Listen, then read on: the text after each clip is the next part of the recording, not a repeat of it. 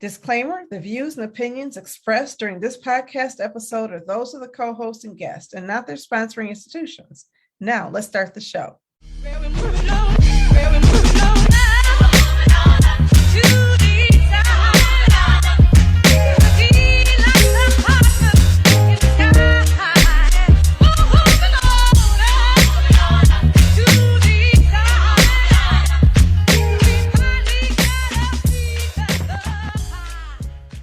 Hello, Detroit and the world. Welcome to another episode of Authentically Detroit, broadcasting live from the Audio Wave Network studios and sponsored by the Ford Foundation, now a content partner to bridgedetroit.com. I'm Donna Davidson. Thank you for listening in and supporting our efforts to build a platform of authentic voices for real people on the east side of Detroit.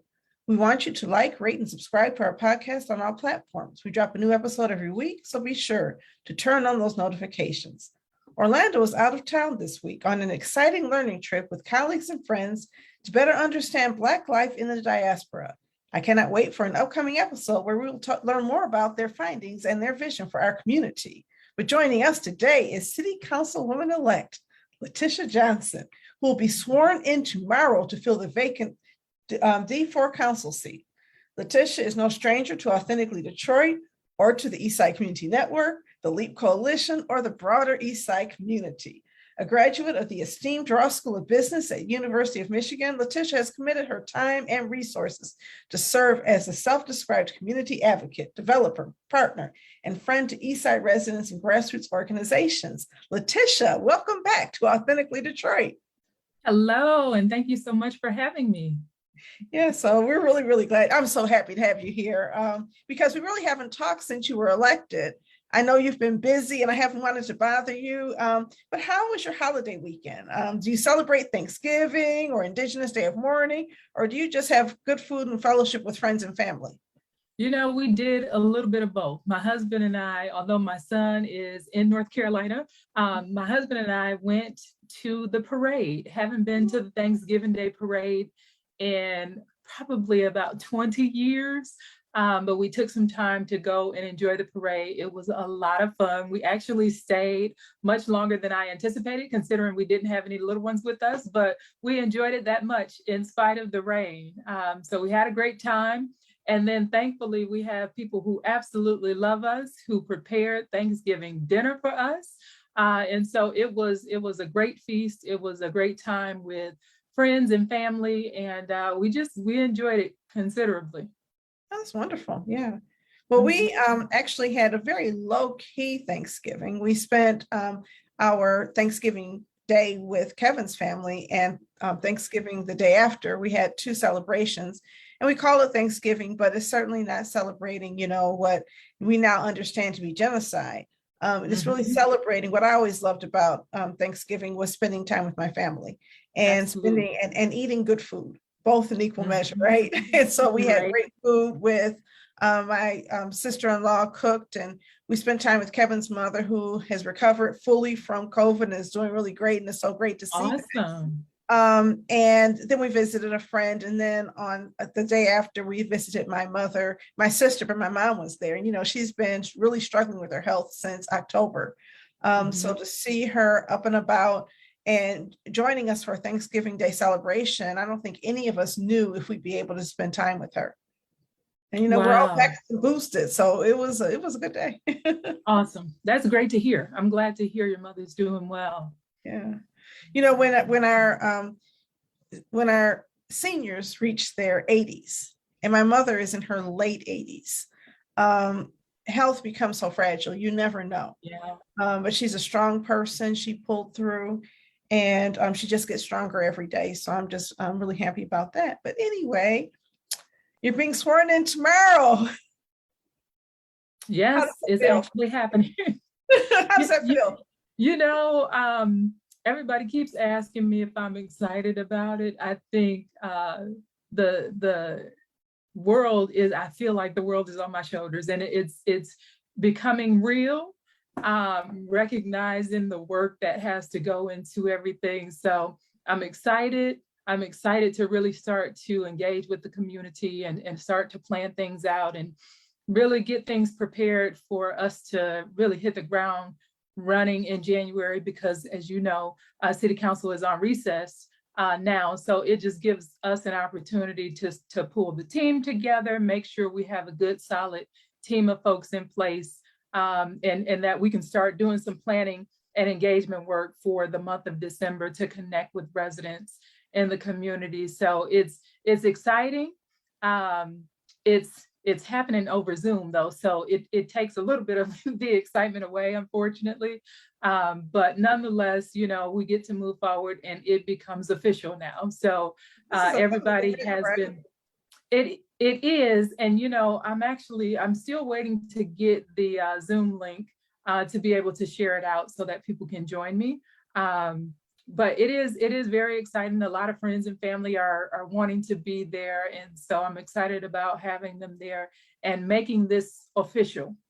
Yeah, it's just unreal, you know. Right. We've been through so much in District 4, and then we went through a very somewhat contentious, I mean, you know, election. I think District 4 was a little bit more contentious even than some of the other districts. A lot of things said about some of your supporters and implications and things. But I mean, I think people know you, and it's kind of hard to damage the reputation of somebody who people know, wouldn't you say? That, you know, that's what I tried to impress upon people. You know, I tried to stay out of the negativity and all of the conversations that were being had, because, you know, everybody has an opinion and everybody is entitled to that opinion.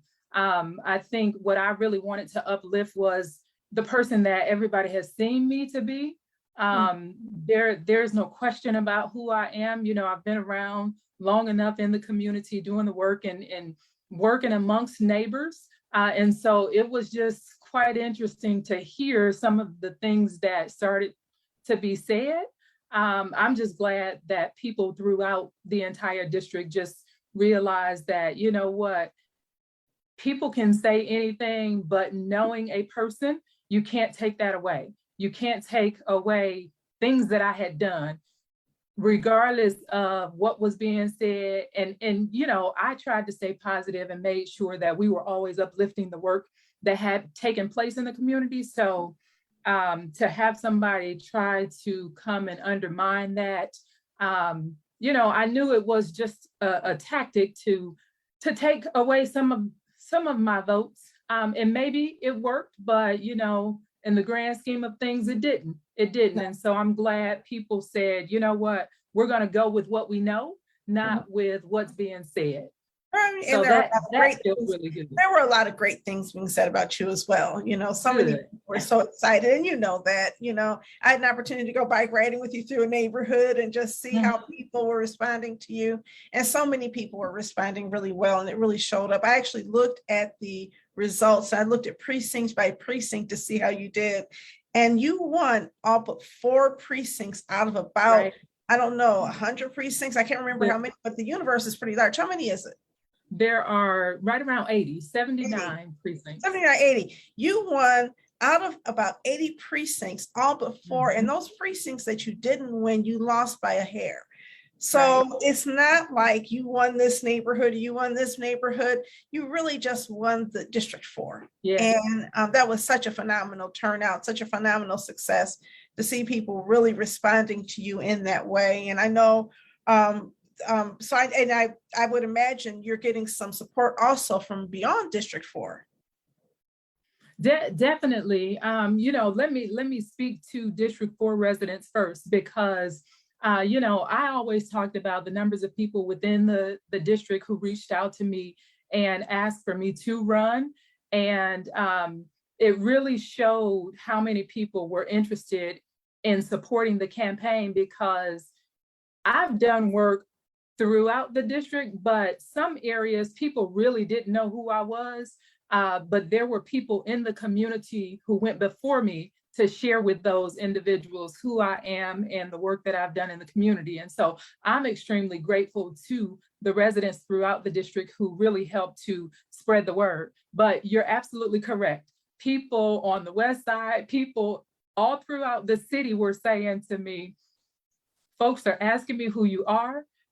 You know, they were just sharing great news. A lot of people say, you know, I've heard so many phenomenal things about you. I had people who have known me for years who said, every time I bring your name up, people get excited and they're looking forward to you being on council, and it's always been positive. And so that within itself was extremely motivating. And I don't take that lightly. Everybody who talked to me since I won the election, I share with them that this is all about the community. I recognize that that's the reason that I won, and that there is a lot of work that the community wants to have done. And now it's time to just come together, figure out how we get it done, and make sure that we start to move things in the direction that the community would like to see things go. Yeah. So before we move beyond the actual election process, I also want to point out that I did look at the financial reports, because one of the financial reports seemed to suggest that you were being primarily funded by these PACs. And so, you know, it's a freedom of information. We can all look it up, right? So I went and I saw $15 from this person, $25. You were supported by so many individuals. And the distorted message, in fact, some of the people putting that out were supporting your opponent, who seemed to get more support from outside Detroit than inside Detroit. And so, yes, it may have been individuals, but they were wealthier individuals who lived in the Grosse Pointes or in other suburban communities, and in some instances out of state. I didn't see the same robust level of financial support. And looking at those people who committed that amount of money, even when it's small amounts, that's a commitment to your candidacy, right? Wouldn't you say? Absolutely, absolutely. So along with people from throughout the district spreading the word about me, they stepped up and donated to the campaign. And I can say easily 75% of the entities that donated were individuals from the district. That was overwhelmingly positive support for me. And I do not take that lightly. I really don't. I know there were narratives that were put out. And, you know, I did my best to make sure that people knew and understood that they could access this information and what was true. Because I'm sorry.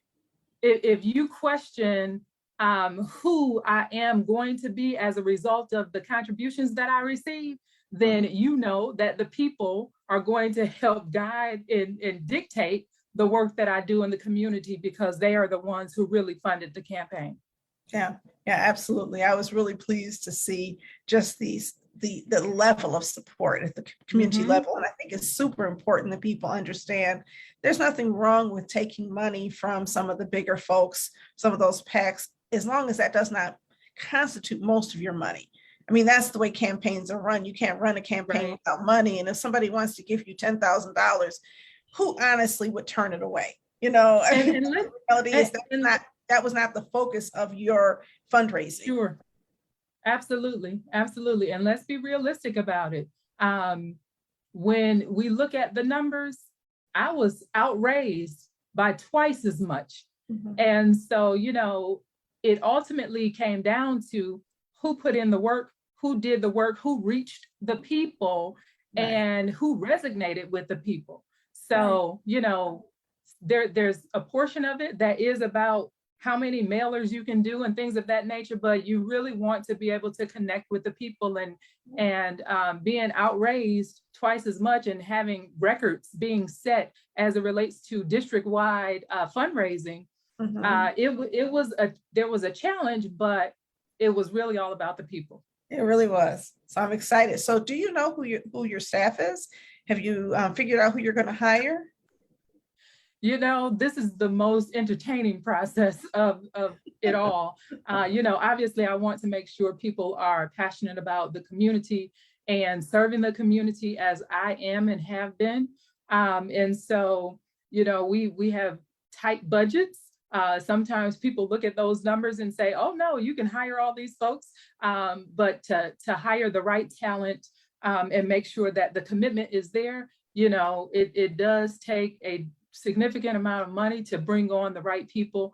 And we're having a lot of interviews, we're having a lot of conversations, but this will be a difficult task. So I'm thinking it may take pretty much the entire month of December before we get our staff in place. I do have my chief of staff who helped volunteer with the campaign to help get me across the finish line. His name is Gary Gray. Oh, he is yes, that's right. He was on the bike ride with us. Gary is a spry young man. Okay. He's been around since the Coleman Young days. He's helped with a number of political campaigns, and he is just phenomenal. He's absolutely amazing. And I'm just so glad that he agreed to come out of retirement to help me with my first term in office. So that's I'm excited about it. Oh, yeah. So what else have you been doing to prepare for tomorrow? And what will you be doing in December, you know? So I have been connecting with a lot of the incoming council members, you know, getting to know them. I was just running from a meeting with a council member. So, you know, just trying to get to know one another on an individual level to see who we are. And then, you know, having some conversations about what it is that we'd like to do when we get into office. But for the month of December, it essentially will be hiring staff, taking a lot of meetings that people have been trying to get me to take thus far. I wanted to, my whole commitment in November was to try to get some downtime in. That unfortunately hasn't happened yet, but making sure that I start to reconnect with the community and start to have listening sessions and know and understand what it is that the people are interested in doing and interested in seeing, creating task forces and, you know, identifying how we execute what we plan to do. So that will be essentially the month of December. All right. All right. So we're excited to know that you are going to be doing that work, and we hope to connect with you sometime in December with the LEAP Coalition and with our leadership team so that they can also, first of all, celebrate your election, because I think people have been doing it all by themselves, but also connect with you about some priorities and figure out how the leadership that exists in our part of the world can fit into the leadership of these task forces and other things. So I was really excited. I got an email not too long ago, which was a letter that was sent by you and our Congresswoman Rashida Tlaib and State Senator Stephanie Chang to the Eagle Department at the state. What is it? Environment, Great Lakes, and Energy. And yeah, you took a stand, and it was so exciting to see our council person elect standing with our Congresswoman and our state senator who have been such advocates of environmental justice in our community. Can you talk about that? Sure. So, you know, Congresswoman Tlaib and Senator Chang have been having this discussion around Stellantis for a number of years. And as their focus was really to be proactive, to make sure that we didn't have to deal with these situations. And so now we are where we are today. And of course, with it being in District 4 and impacting District 4 residents, I wanted to jump in to be supportive of the residents, recognizing that we have industry abutting residential so closely and making sure that we prioritize our residents in the entire situation. So, you know, the residents have been extremely vocal, and I wanted to step up and help to be supportive of their voice and dealing with the challenge that they're dealing with. Of course, Eagle stepped in and started to provide odor violations, but we need to see more done. We need to see more done by the corporation and being a good steward, recognizing that they are abutting residential so closely, right? Because when we look at development projects, we need to make sure that these things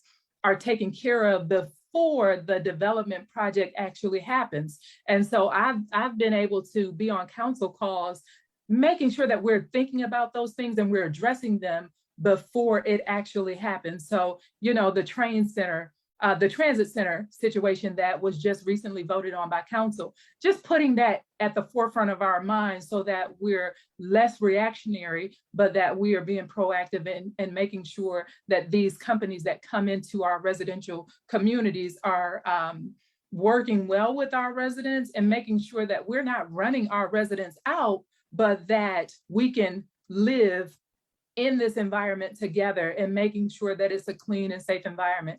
I've just been really dismayed by the fact that we have residents who can show you the crud on the exterior of their homes, and Stellantis has been moving at a snail's pace to address the issue, right? Even if Eagle does not provide a violation, Stellantis recognizes what's happening within the vicinity of their plant. So let's address it and not even have to deal with the violations, right? So that's where we need to be.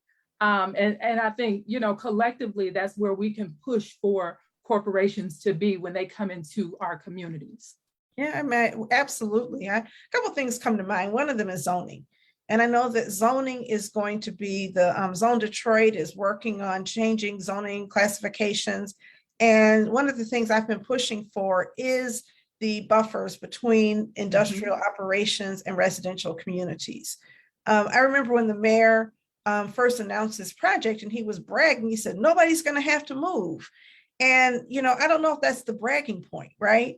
If you're going to expand someplace, people should at least be given the option for relocation.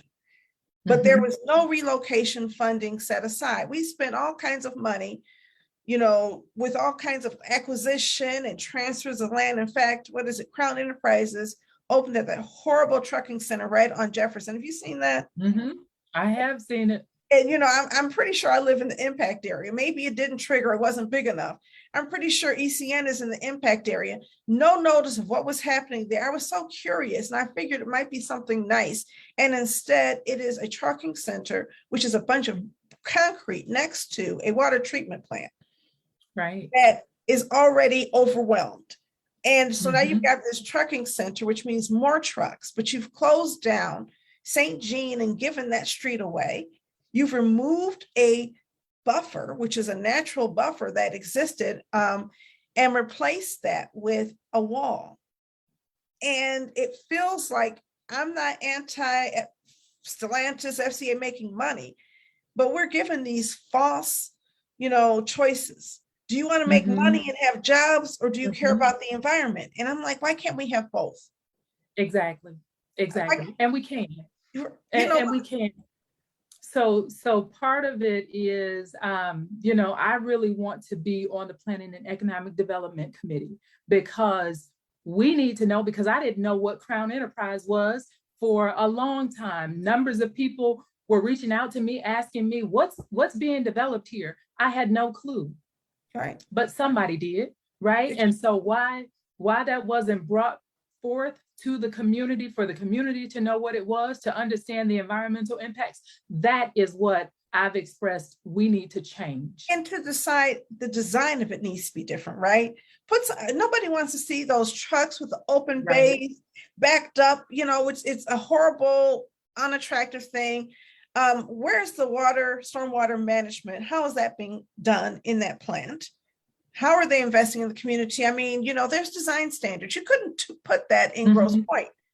You know, in Grosse Pointe, right on Mac, you may be aware that they're putting their Department of Public Works new building there. And people were complaining about it because they said it's going to be unsightly. But the reality is they have, you know, drawings and renderings that show how it's not going to impact the aesthetics of that street, and how they fenced in with a brick wall some of the trucks that they are holding there, and efforts they're taking to protect against odor intrusions. But we have this plant and we need to have the same level of due diligence, community input, community agreements, so that when you are designing something, the community feels good about what you're doing. Right. And that doesn't happen. Decisions get made in the back room and we live with the decisions. And then we're told, hey, this is a good thing. But, you know, even with the odors that are coming out, the odors that are being produced in that plant are not odors. The volatile organic compounds that are being released and threatening the health of people who live nearby. And I want to be clear, it is not just Beneteau. The entire impact area is impacted. That air does not just stand on one street. It is worse, perhaps, on Beneteau, but it's bad on Lily Bridge. And Mhm. if you cross on the other side of Connor, it's bad over here too. And, you know, our organization, you know this, our parking lot faces that plant. So we Right. see it and we experience it too. So we have to look at the odors. But the thing that's interesting to me is that it's not the manufacturing of those cars. It's not putting together the hoods and putting in the engines, none of that. It's the paint, Mhm. the toxic paint Right. that Stellantis continues to use to coat cars. And I researched it because I was like, can't they come up with non-toxic paints? Come on. I mean, you Mhm. give your kids Mhm. non-toxic paint, you see it all of the time. Is there a non-toxic paint that can be put on cars? And I learned that there is. And it just makes me wonder, why is it that we're willing to sacrifice people's health for a shinier paint coat? You You know, know, I think what makes it even worse is knowing that the emissions were reduced at another plant for them to be able to allow for the levels of emissions that are coming from this particular plant. That to me really says how you feel, what you think about the community, and whether or not you really care about the people, not only the people living in that area, but how about the folks that work there?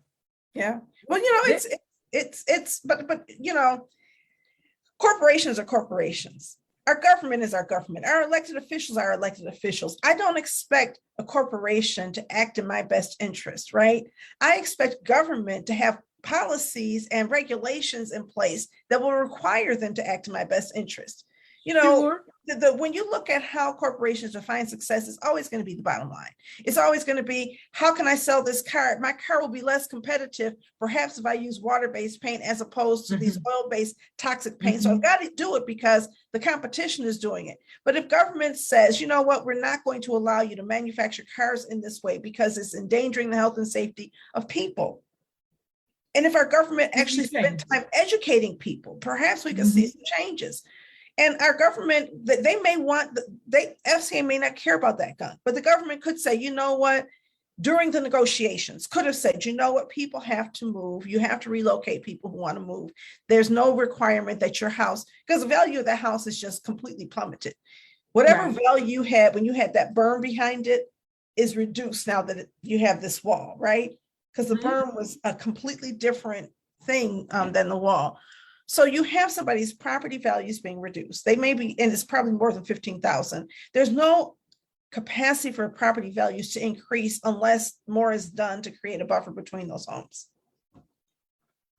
Does the government care about the property values, the life, the health and welfare, the quality of life of the people who are living there? Because people who live on Beneteau, Lily Bridge, and all those other streets are electing our government. Right. And it just feels Right.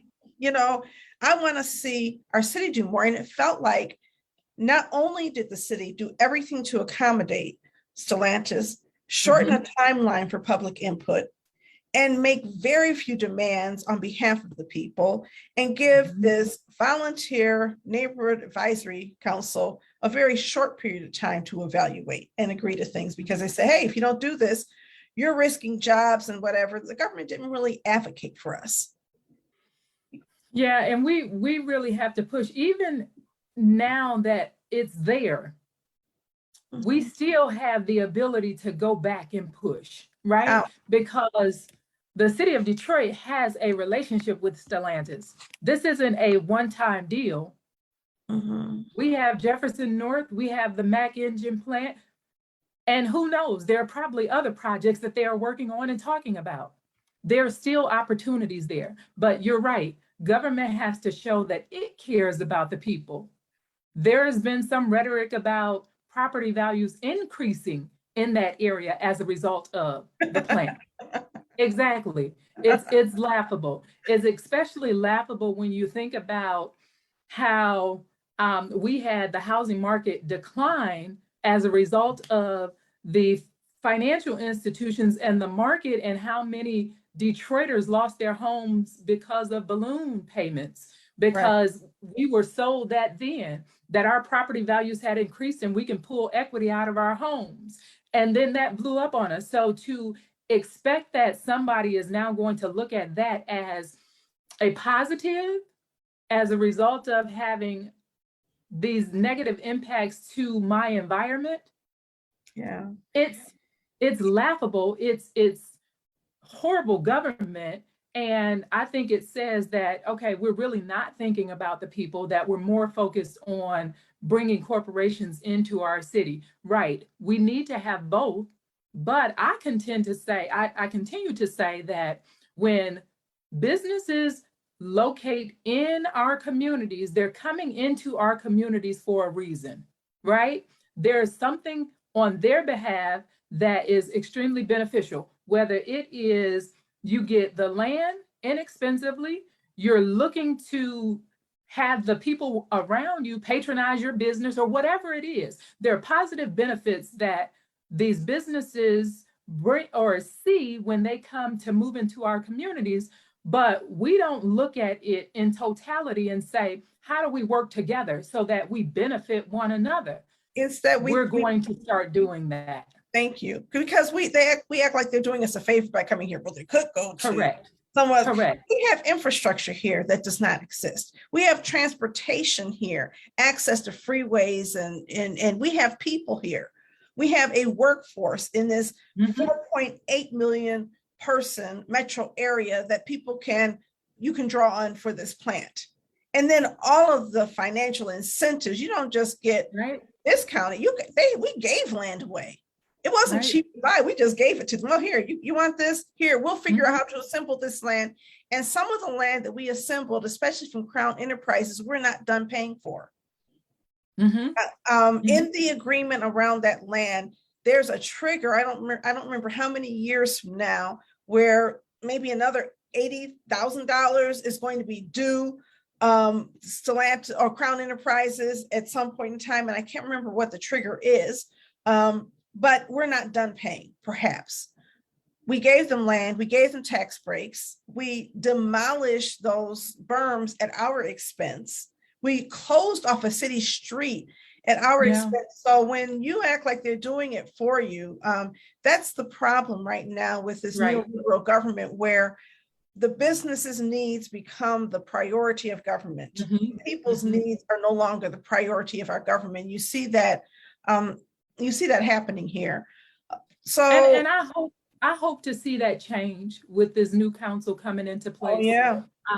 And I'm having conversations with them, and I know a lot of times, you'll hear people talk about where their priorities are, and a lot of times people can say it, and the way it plays out is completely different. But I'm really hopeful that we have a new group of people with great ideas that are really focused on the needs of the people and making sure that we provide for the people, and that when we bring this industry in, when we bring businesses here, it is beneficial not only to the business, but also to the community and to the residents within that community. So I think we'll start to see a shift. I really do. I'm certain that you'll start to see a shift. And part of it is also the Office of Civil Rights, right? Because you still have to monitor and enforce compliance with all of the agreements that are included in the community benefits agreement. And my understanding, having looked at Facebook, the news, Shannon Smith, who is on the board, I think he's chairing the Office of Civil Rights, if I'm not mistaken, does not feel as though he's getting information he is looking for from that office. I know there are members of the NAC who are not getting information that they are looking for from that office. And so it might be interesting to see if City Council can perhaps get information from that office to see how well they are delivering even on what they said they were going to do.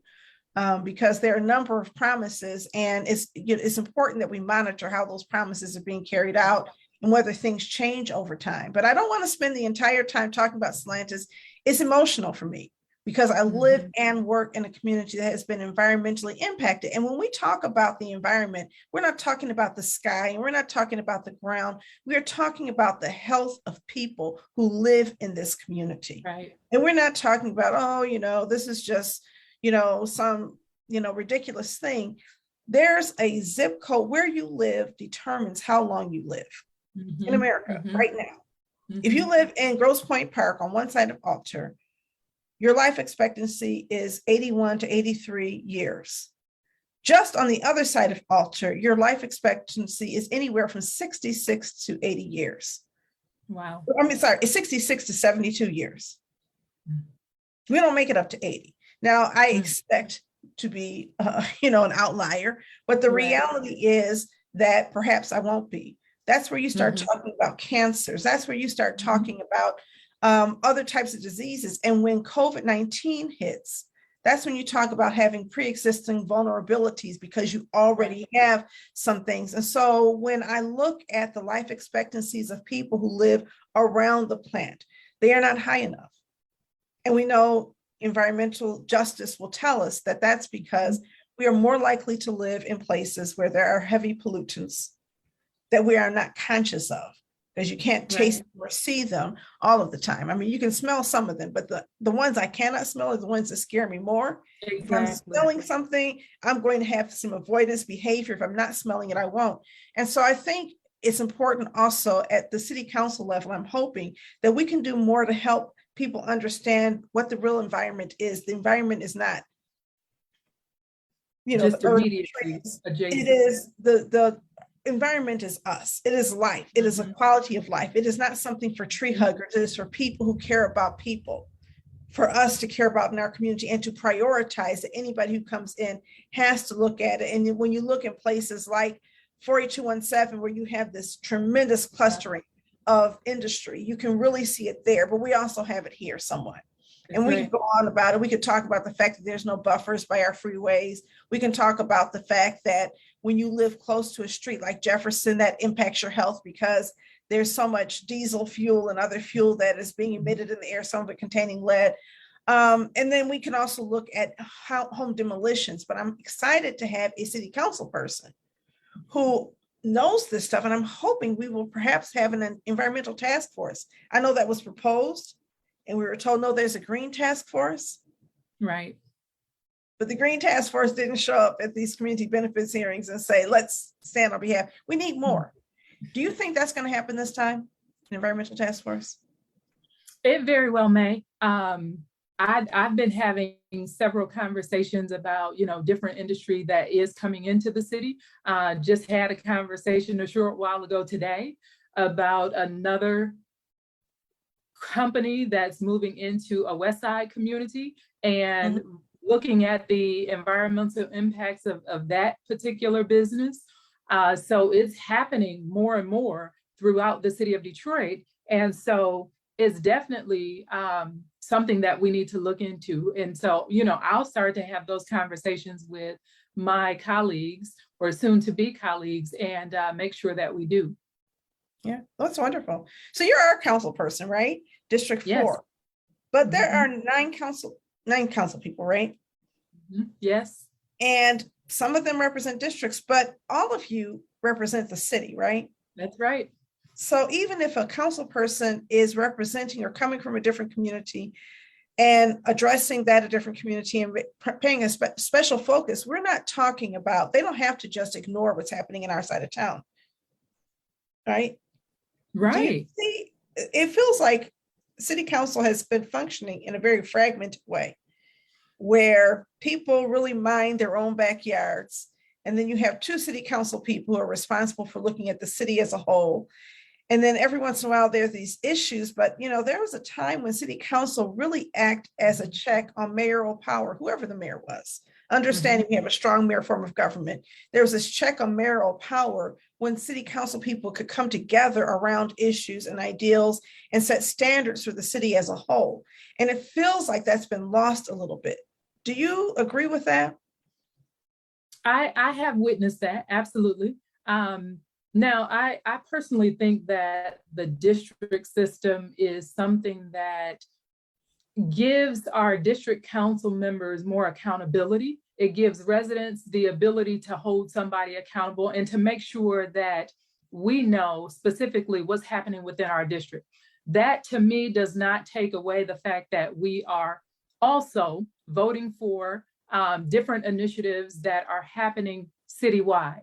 right? But now I may have had a unique experience by being on the Board of Zoning Appeals and recognizing that, you know, we deal with issues that happen throughout the entire city. While I might have a more intimate relationship with people in District 4, I represent everyone within the city of Detroit. And so I make sure that, you know, we share with people that just because District 4 residents voted me in, that anyone within the city can reach out to the office, can reach out and share their views and opinions about anything that City Council has before them and that we are addressing. So I want people to know that even though, you know, they may not have voted for me, they can still reach out, and they should reach out to all of the council members when there are things that they are passionate about, that they want to share their opinion about. Yeah. I'm certainly not closed-minded. I recognize that, you know, we, just like the transit center situation, I don't live in District 2, but I jumped on the call to share my opinions and thoughts about the environmental impact that particular transit center may have on that surrounding community, and just making sure that City Council takes that into consideration before they decide to vote. Yeah, exactly. I think that's the important thing, is you do have the local accountability, but you have a citywide accountability. Absolutely. And it feels like that balance has been lost a little bit, you know, and I think that moving forward, because there are so many of us who have had similar experiences, and we're all, we have different things that we want to address. But I think one of the things that we have talked about doing is figuring out where we align. Are there different areas where we can come together and say, let's create a legislative agenda that we all support, right? These are things that we know we will all support. So there is no dividing us so that, you know, we cannot provide that check and balance. Yeah. But I think it's also important to make sure that individually we recognize that we are greater as a whole, that we are one body, that there are 9 of us, but we're essentially one entity to provide that check and balance. Yeah. That is what's most important, to make sure that we go together, unified, and to act in the role that we are put into at this moment, and making sure that we can in fact provide that check and balance. Yeah, I mean, I have to be honest with you. I was really excited, most excited, of course, about your election, but at some of the turnover, to be honest with you, I was excited to see new faces at the table, and I believe more progressive voices, and just this optimism that we're going to have a different conversation coming out of City Council, and this City Council will behave more cohesively to act on our shared interest as a community. Because even though we're 139 square miles, but we have the same issues: flooding all over the city, Right. pollution all over the city, poverty all over the city, homelessness all over the city. We're dealing with a lot of shared issues, and you really can't break them up into districts and do justice to those issues. You can't take them all on either, but there are a few things that have been on the table. One that it's kind of moved in an interesting direction. I know that City Council was looking at the Corporation Council, and having the Corporation Council making a difference, stop working with one law firm. I know that the Inspector General complained to the State Bar Association about the behavior of the Corporation Council in terms of, sort of acting as the mayor's attorney, kind of like, what you saw Bill Barr do with Donald Trump in some ways, right? It's like you are the attorney for the city of Detroit and acting on behalf of the citizens of Detroit, not the attorney for the mayor. Right. So I was like, and I've been really frustrated because of just the demeanor and some of the ways that I've seen the Corporation Council, who's thankfully leaving, has behaved with respect to the community. It hasn't always felt very respectful, but you have somebody new that you're going to have to, approve in the new year. What are some standards that you see yourself having for an incoming corporation counsel? How do you stop that from happening again? That's a great question. So I was having that conversation a short while ago, and recognizing that we have to really do our due diligence in understanding who this individual is that is going to be presented to us, right? And doing some digging and doing some research, because the only way for that person to be removed is by 2/3 of city council and the mayor. So to avoid getting to that point, we need to make sure we know who the person is that we're supporting, right? But I think it's important for, you just said it, that they provide legal support to the city, to city council, to the mayor, to everybody. It's not just, okay, you're here representing the voice of the administration, but that you're representing and serving city council and the residents. So I saw some things that I was really displeased with from the outgoing director. And we'll just, I think it's important to do our due diligence, to look at their track record, to look at their history, and to make sure that this person has worked in a way that we know where they won't show bias for anyone in particular. So somebody pointed out, one of my journalist friends pointed out that there's kind of this revolving door where somebody leaves being corporation counsel and they end up at a law firm that gets contracted by the city to do work. Does city council have to approve these contracts? Yes, absolutely. City council does. And so, right, part of my conversation a couple days ago was really about how you ensure that, based on the charter says that, you cannot go into private practice or for a year within your termination from the city, right? With an organization that has done work with the city. That is difficult to manage. But if we look at it from the standpoint of making sure that contracts that come from the city and individuals who have gone to work for those organizations, that maybe we look at those a little differently, I think that may stop that revolving door. Yeah. Because we've seen it time and time again, not just with this corporation counsel, but with previous. Absolutely.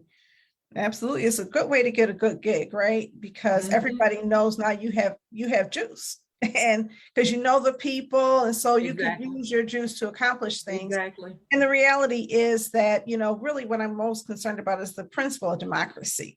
And that is that, one man, one vote, that you don't have these fiefdoms and you don't have this hoarding of power by any unit of government. So It's not about the mayor. It's not about who's mayor. It's not about who's in city council. It's really about just saying, this is the organizational chart that exists. And this is what democracy looks like in the textbook. Let's try to bring it back to a textbook, definition, because you also have all of these authorities. You have appointees of the mayor who serve on boards of authorities that the mayor cannot oversee. But if the mayor can't oversee that authority and his appointees chair that authority, isn't that the same thing? And when I look at the organizational chart for the city, what I see is dotted lines between city departments and these authorities that are supposed to operate independently. Is there a way the city council can help restore that kind of democracy?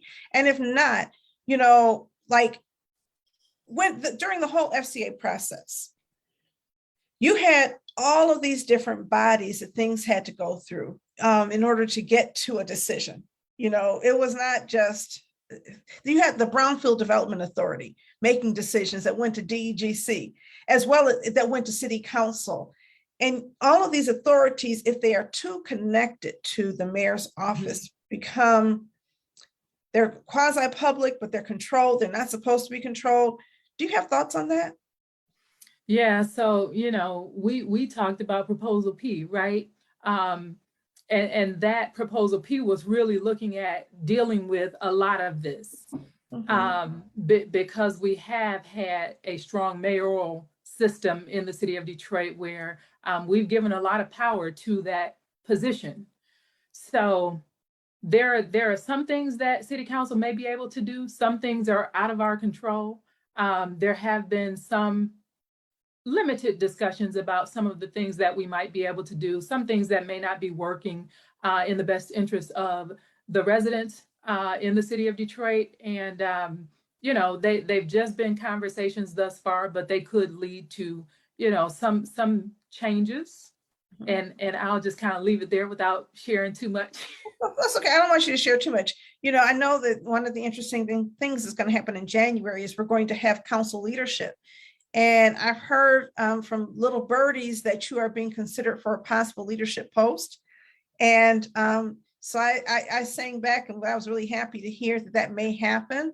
So I just want to leave it there and just say that really happy to have you represent us in this role, and to really bring some of the just extensive experience you have working in government on, you know, some of these boards, and also working in the community to bear, so that we can, you know, help accelerate change. Knowing that you also have a great chief of staff to guide you.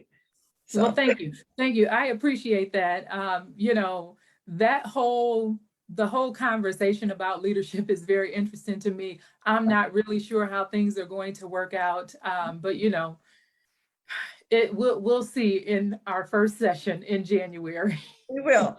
And so I'm just saying, you know, of course, you're going to be a great city council person anyway, but there are some of us who love to see you also be in a leadership position at city council, because those roles really do make a difference in helping to set the city council agenda. Well, I appreciate that. Thank you. One more question, and that is, how are you going to stay connected to us? You have been such a resource. You're the kind of person, you're at all of the meetings. Are we going to still see you, be connected to you in neighborhoods? Absolutely. You all can't get rid of me that quickly, that easily. You know, it's a two-way street for me. You know, I'd love to be there to listen, to hear what's going on throughout the community. We're looking at some creative ways to make sure that we stay at the forefront of being connected with our community, and especially in parts of District 4 where they feel underrepresented. And so there are some council members who are now outgoing, who have done some very creative things to stay connected with the community. And so we're looking at implementing some of those things, making sure that we are in the community and not necessarily asking the community to come to us. But, you know, as I said, as I shared with everyone during the campaign season, that it's once the election took place, that I will need you all more than you probably believe you need me. So I will definitely stay connected and look forward to helping to execute a lot of the work with the community. All right. So, well, that's going to be great. And, you know, of course, you have our support, and we will, you know, be there in whatever way necessary. You know, it's important for people to know what the agendas are. When should you show up at a meeting? What's on the table today? Absolutely. So that we know when to be present. Well, thank you. Well, it's time for our next segment, Hot Takes, where we run down some of the week's top hot topics, top topics in Detroit. So, topic number one, the Oxford High School school shooting. Tragic incident happened today, and we continue to have gun crime all across America. We continue to have gun crime in Detroit, although not necessarily in our schools as of late. What are your thoughts on what we can do, what you can do in City Council? What needs to happen to address gun crime in America? So I just briefly heard about the situation in Oxford as I was leaving a meeting. And so we know, you know, being a native Detroiter, that gun crimes and gun violence is just horribly traumatic. You know, I cringe every time I watch the news and I see, especially when something happens in District 4, and I internalize everything, and I'm saying, okay, what can we do? How do we connect with people who are victims of the crimes and people who are perpetrators? How do we get them to come into and have a conversation with us? So one of the things that I will do very quickly in December is to reach out to the organizations that are already on the ground, that are connected with these individuals. I started having conversations with them during the campaign, and so it's time to go back and revisit, understand the types of resources and support that people need, because they are there in the middle of it, in the thick of it, having these conversations. They're connected with individuals who feel as though this is the life they have to live. But I just want them to know, and everybody to know, that I'm here. I'm here to be a resource. I just need to know what it is that I can do to help impact positively the situations that we're all dealing with, that we're all facing. Well, yeah. So topic number 2, Omicron strain of COVID-19 and the 4th surge. This one, and I talk about it, and it's really, really devastating to, I think, all of us to know that we're in this 4th surge, and also that there could be another variant that would be even more contagious than Delta, which seems almost impossible. What are your thoughts about how we're dealing with COVID-19 in our community?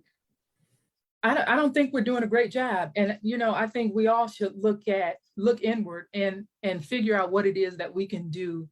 Because I'm sure we all have people within our families who have decided for one reason or another not to get vaccinated.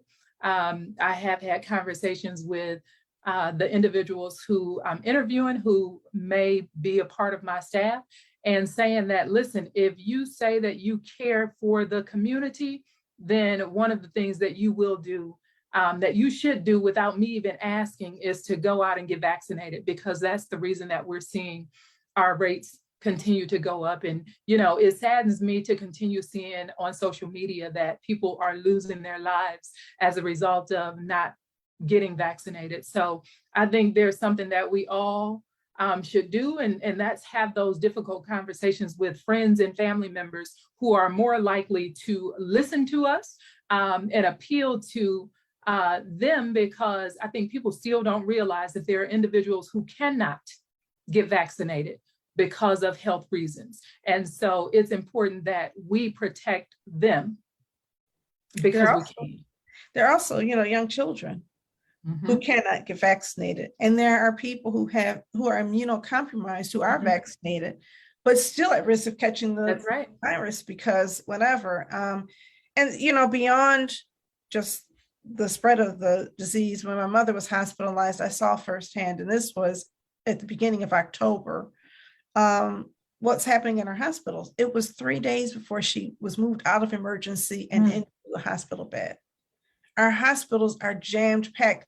Detroit Receiving Hospital, where she was taken, is now 100% full.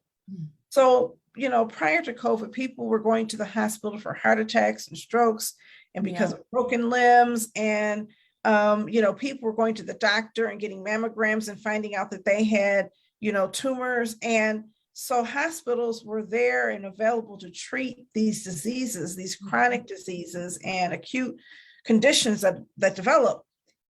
And we have lesser access to service. We have fewer people working in healthcare, fewer people entering healthcare, and then you have fewer beds. And it feels like, I get what the city's doing, but it feels like we need to, instead of just talking at people, have community educations where we explain things to people. And I'm not sure we do a good job of explaining things.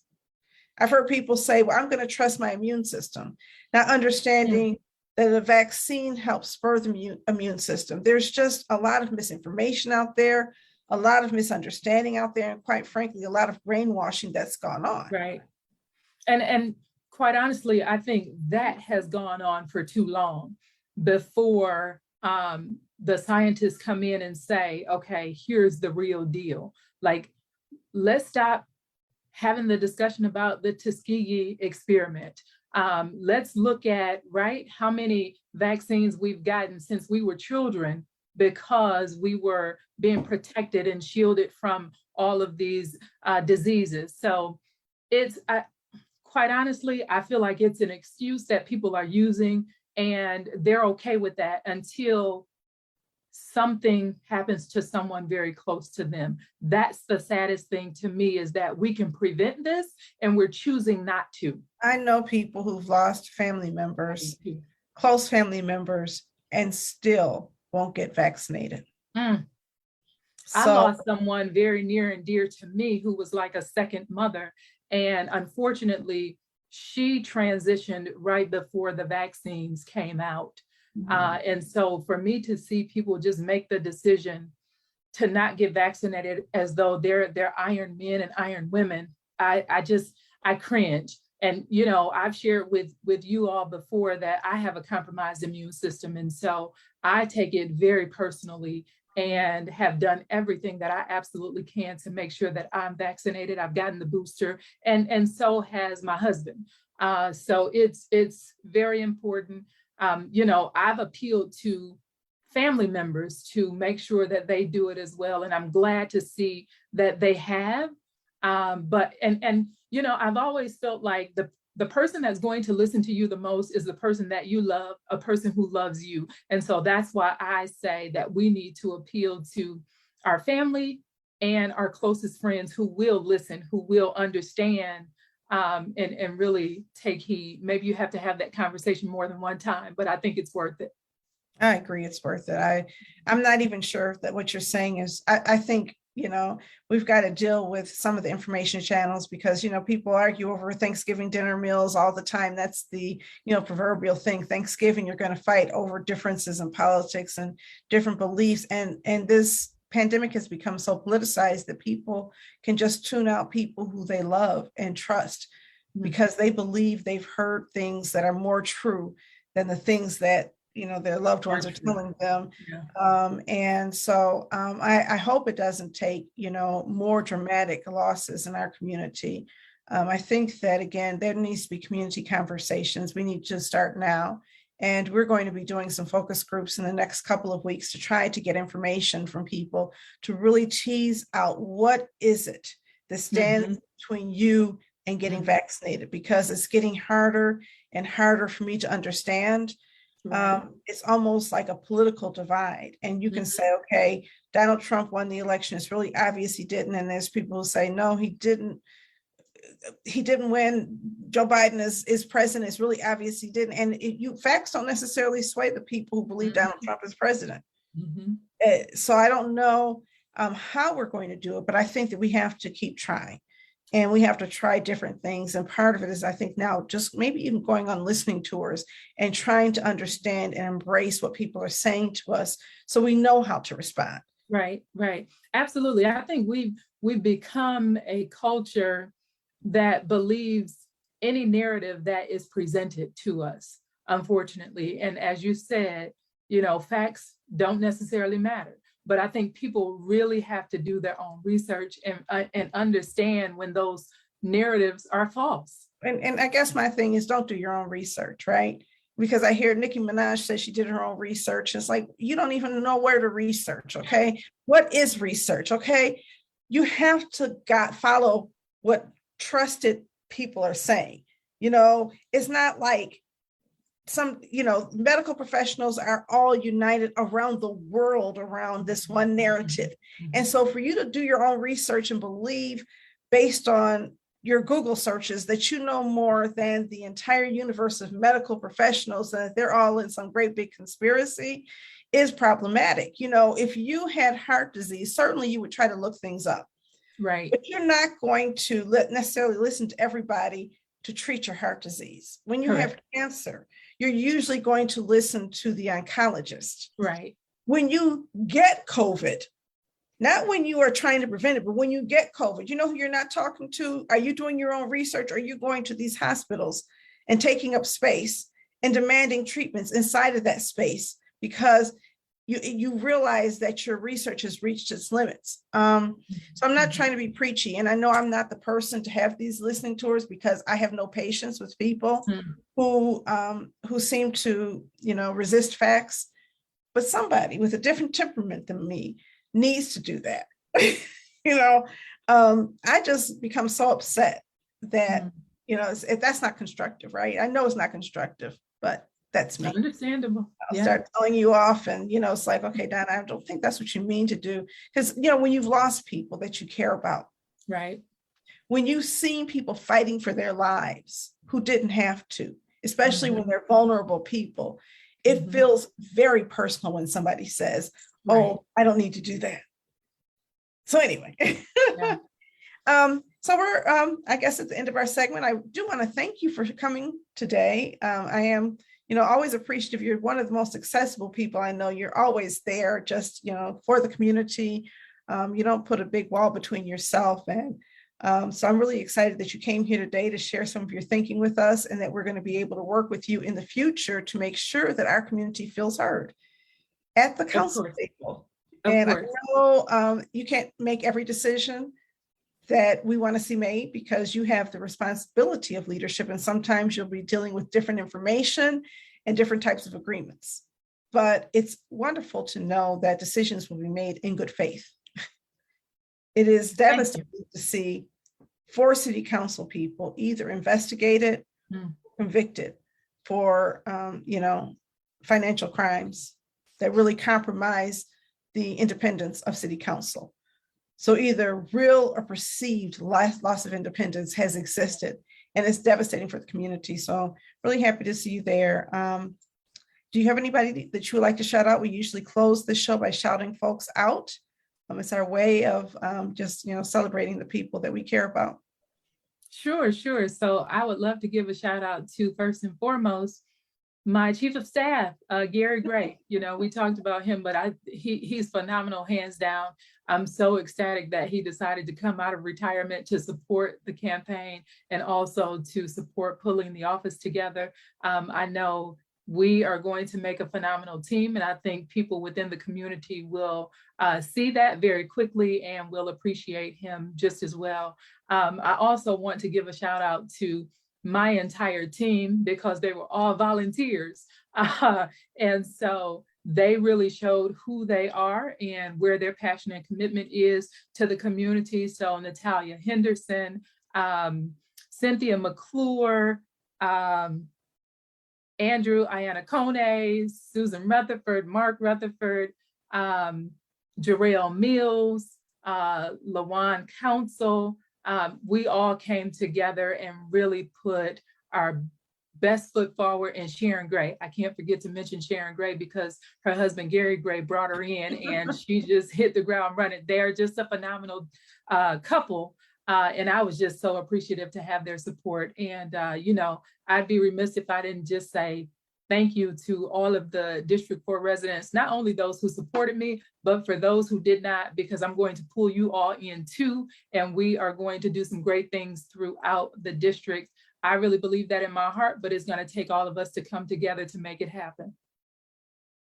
All right. Well, I would like to shout out the executive team at ECN, Nicole Perry, who has been dealing with so many issues trying to get our building together. And she's our chief administrative officer. She was promoted to that position. I did a couple of promotions recently, so I do want to shout out my executive team. Angela Brown Wilson is now our chief operating officer.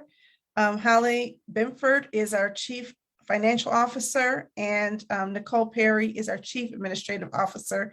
And collectively, we comprise, all the C's comprise an executive team at ECN. So it's a different way for me of leading the organization, one that really feels strong and secure for me, knowing that I have really strong people to lean on and provide leadership. But Nicole has been leading us through so many crisis situations, and now we have our boiler out. And so, she's just been, a person who is just always there doing good things. And I expect her to be able to get the boiler in place soon so that we can reopen our building to the community, because it feels kind of odd to have closed down again. We were going to be shut down, but now we are completely closed until we get heat.